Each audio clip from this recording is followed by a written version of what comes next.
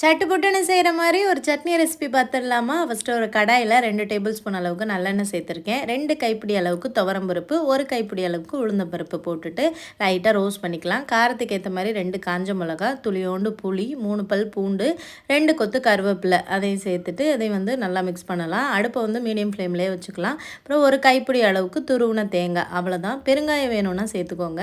இதை நல்லா மிக்ஸ் பண்ணி விட்டுட்டு அப்படியே எடுத்து ஆற வச்சு மிக்சியில் போட்டு அரைச்சிட்டு எக்ஸ்ட்ரா தண்ணி ஊற்றி நம்ம சட்னிக்கு தாளிப்போம் இல்லையா, அந்த மாதிரி தாளித்தோன்னா சட்னி ஆயிரும். ஃபைனலாக கொஞ்சம் உப்பும் சேர்த்துக்கலாம். அதே தாளிக்காமல் தண்ணி கம்மியாக சேர்த்துட்டோம்னா துவையல் ஆயிரும். 2 in 1 யூஸ் பண்ணிக்கலாம்.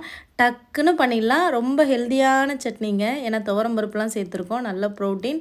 பிள்ளைங்களுக்கு இந்த மாதிரி செஞ்சு கொடுங்க. இன்றைக்கி எங்கள் வீட்டில் சாமை அரிசியில் பொங்கல் பண்ணியிருந்தேன். அதுக்கு சைடிஷாக இதை துவையல் மாதிரி வச்சு தான் சாப்பிட்டோம். ரொம்ப டேஸ்ட்டாக இருந்தது. ட்ரை பண்ணி பாருங்கள். இனிமேல் நிறைய சட்னி ரெசிபிஸ் போட ட்ரை பண்ணுறேன்.